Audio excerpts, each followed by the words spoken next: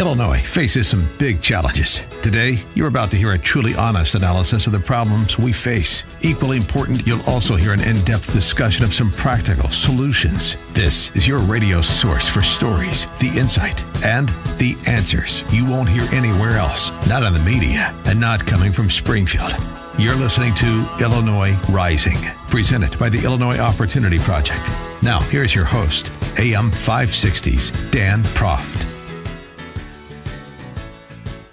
Good afternoon. Welcome to another installment of Illinois Rising. I'm Joe Kaiser, filling in today for Dan Proft, who is somewhere. I'm not really sure where, taking a vacation from his waking up at 3 a.m. every day to come on these airwaves. And joining me on this edition is Mark Cavers, Vice President of the Illinois Opportunity Project. Mark, thanks for being back. It's been a while. Thanks so much for having me. Since you've been on the show. And a lot's happened since then, and a lot's happened this week. Big news that happened last week was Rahm Emanuel and some suburban Chicago mayors came forward and said that they wanted to increase the state's gas tax about 20 or 30 cents. Made pretty big news. Every outlet pretty much picked it up.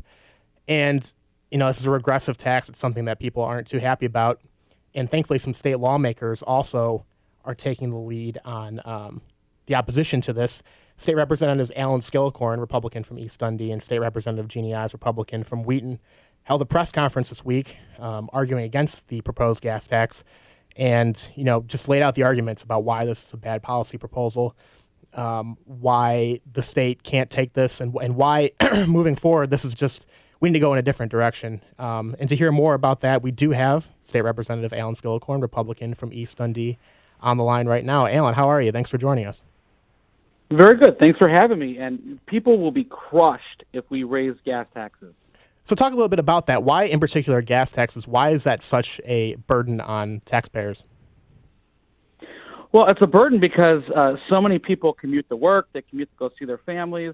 Heck, they're commuting to celebrate Christmas. And that's really what's at stake here is that this is a move that's going to tax Southern Illinois, Central Illinois, and the suburbs. You know, that's where the prime area for commuting is for people that have to travel distances to work.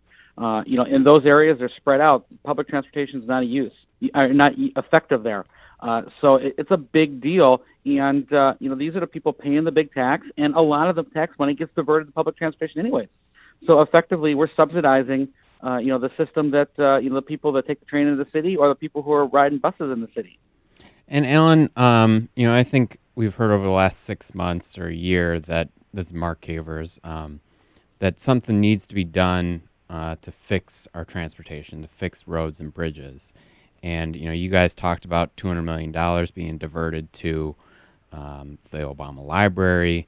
You know, there's issues with workers' comp costing more for construction projects in Illinois than in other states. There's Cook County being sued for diverting $250 million of their local transportation spending. So are there ways to fix our roads, our rail, our roads, our bridges, our rail without raising the gas tax?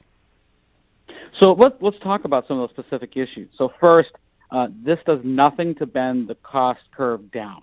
So Illinois has some significant issues with workers' comp and employing people, but also just prevailing wage, which is effectively all these road construction projects.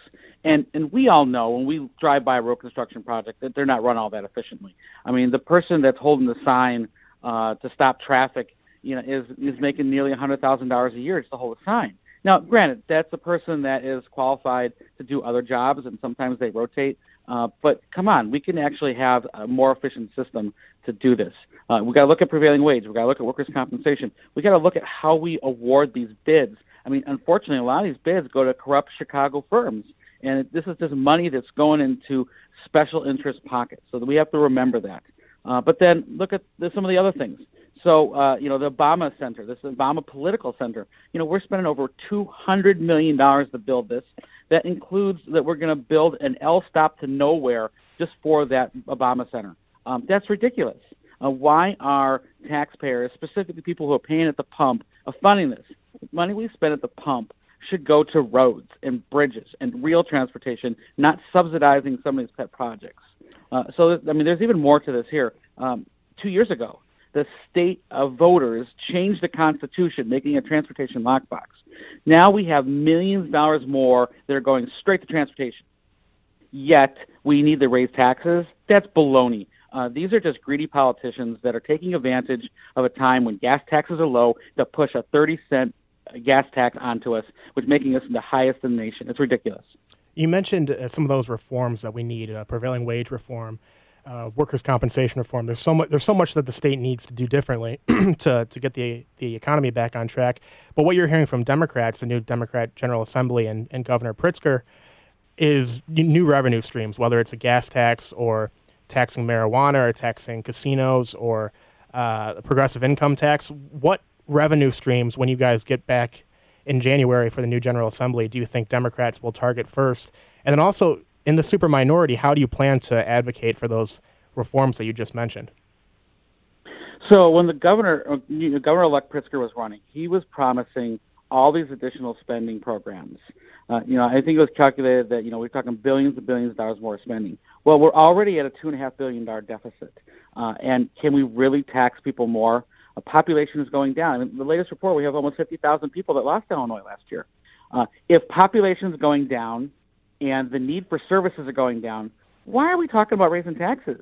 Why don't we start cutting some things that are not prime prime things that government should be doing? We should focus on just the core services that the people need, and you got to cut the fluff. And that's something, even though I'm in a minority, I'm going to be standing up and I'm going to be pounding the table saying that this is ridiculous. We cannot tax people more. If we start taxing people more people are going to leave. It's a circle of destruction, and the Democrats and the squishy Republicans own this. Alan, it seems to me that no one or very few people are even trying to do what you're saying, which is pass reforms, cut some of this wasteful spending in order to fund core projects. And so what is that? Are Democrats, are they helping a different base of voters? Are they helping Chicago voters? Are they looking out for those people? Do they just not respect hardworking people who are commuting to work? What's your perspective on it? So when people get into that Capitol building, there are special interests and lobbyists that are constantly going to people, asking them for favor, and acting like they're friends. And unfortunately, the Capitol building is a lot like a high school cafeteria, where there's cliques and there's people who are popular and there's people that want to just get along and be in the in crowd. Well, unfortunately, when they go in there, they start listening to those special interests and lobbyists and not their constituents. And they stop, reading economic reports. They stop reading, the COG for revenue numbers. They stop reading the facts. And they start believing this baloney economics that we can tax our way to prosperity, because we cannot. Even like high-tax Minnesota, which they like to bring up all the time, has many reforms that we don't have. They have a much lower prevailing wage. They fund education differently. Educators in Minnesota make much less money than they do in Illinois. There's many things. The way they do property taxes are very different there. Yet they still talk about the progressive higher income tax in Minnesota. Well, they're ignoring the other 80% of the equation, and they think that if they just raise taxes, these problems will go away. But I think that you guys know this, and most of your listeners know this. If we raise taxes, things are going to get worse in Illinois. Ellen, one other thing on that I noticed with this, you talked about the Lockbox Amendment. 2 years ago, I remember the mail pieces and the TV saying we can fix our roads without raising taxes. And now here they are 2 years later raising taxes. And I feel like the goalposts always move. First, we have the Lockbox Amendment, then we raise gas tax. In 2 years, it's going to be another tax that they raise. So it really is. Go ahead. Those mailers were a damn dirty lie, and they just wanted more money. And it's convenient that they forget about that promise just made 2 years ago. Yeah, I think you made a good assessment of the culture and how how it operates down there. But do you think there are any policy proposals that some Democrats could be convinced on, and Governor-elect Pritzker could be convinced on to adopt when you guys are in the new General Assembly next year? Well, I always argue that there is a way. I mean, if there's enough force behind it, there's a way. So if people rise up and they tell their legislators that this is not going to go anywhere, they should, they need to run away from it, we can put pressure on them. Look at how Europe is, and Europe has gone full on socialist. And look at France. Well, the people rose up in France against new gas taxes, and they won. We cannot forget that. So Europe has been gone for decades, right? Yet the people are getting frustrated with some of the craziness going on in Europe, and they have rose up against their government, and sure enough, they reverse course. We can do that here in Illinois, and that is an example of how regular people, how common people using common sense can rise up and use their voices, and we can win again. It's a great example to look at. He is State Representative Alan Skillicorn, Republican from the East Dundee area. Alan, thanks so much for joining us. Appreciate it. Absolutely. Great to have you on.